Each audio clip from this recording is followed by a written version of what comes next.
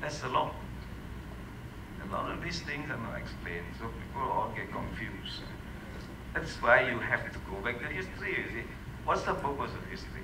The purpose of history is to explain the present.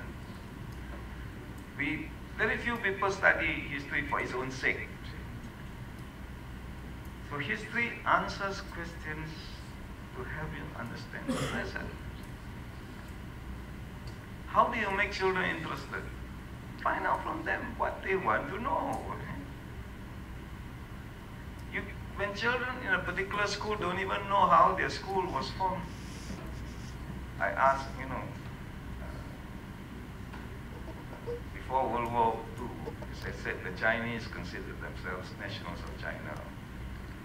So China used to invite people from here to represent China in the Olympic Games. So the first person from this country to take part in the Olympic Games representing China was somebody from the Methodist Boys School. Today when I go to the Methodist Boys School, I keep on asking them, do you know so-and-so? Do you know so-and-so? Nobody remembers. What's the full name of Boon Lay? See, why was that junction called Boon Lay Junction? They don't know. See. His full name was Chua Boon Lay. He played football for China in the 1936 Berlin Olympic Games. And our MBS boy is called Po Kim Sing. He ran for China in the Olympic Games in 1936, but forgotten. Even I asked Malays, who was the first Malay doctor? Also forgotten.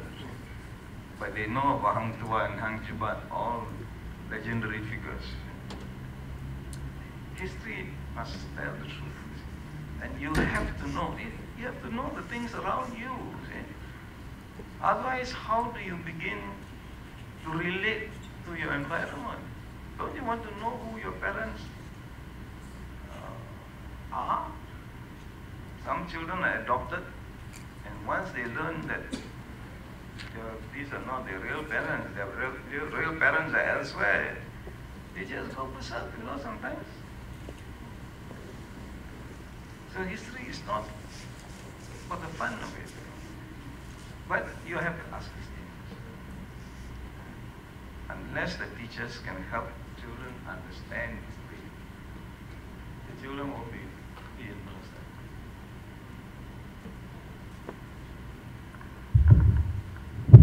I'm happy that Prof who said that history is not just for the fun of it, because I think you have to remember not history is not necessarily a collection of happy stories. And this is also the problem with the way in which history as a discipline has been instrumentalized by many political elites, whereby history is used as a tool to say nice things about how and why things are the way they are. But it's very difficult to write a happy history of certain things.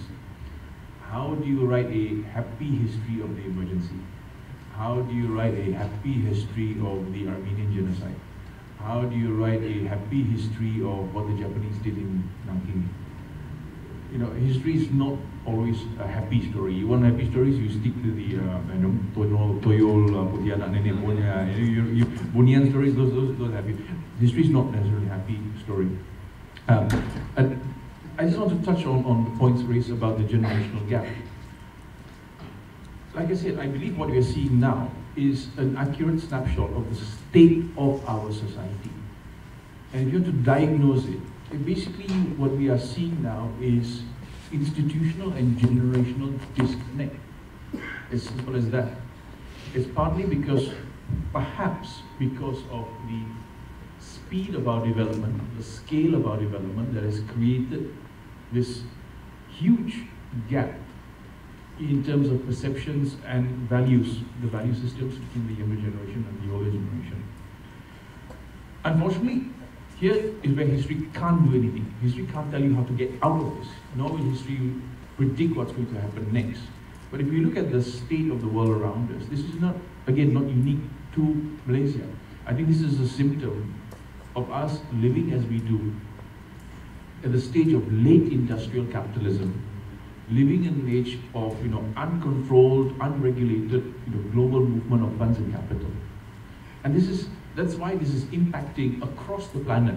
The demonstrations and riots we saw in London, the uprising that we've seen in North Africa and the Arab world, in all of these cases, you have similar things. You have, on the one hand, the perception of disconnect, the younger generation saying, the older, you do not understand us.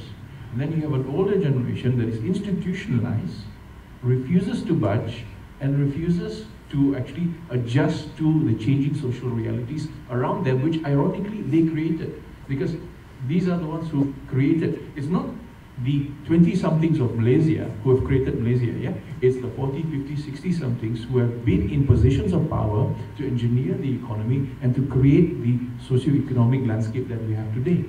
But having created this, it's like the story of Frankenstein, Frankenstein creates a creature which is uncontrollable.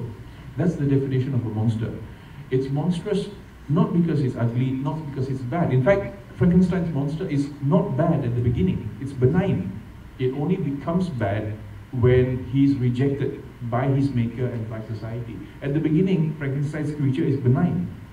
But the monstrous potential lies in the fact that he has a will of his own. And this, I think, is something that the older generation of technocrats and state builders and nation builders in Asia, in Europe, just don't seem to understand. They still believe that you build a nation, that you make a recipe. Yeah? You bake a cake. I put 2 kgs of flour, 1 kg of milk, 1 kg of sugar. I stir it, I put it in the oven, and a cake comes out. Nations are not like that. I don't put in 2 kg of nation building, 2 kg of legislation, 2 kg of civil society, and a happy nation cake comes out. It doesn't, because we don't know what's going on.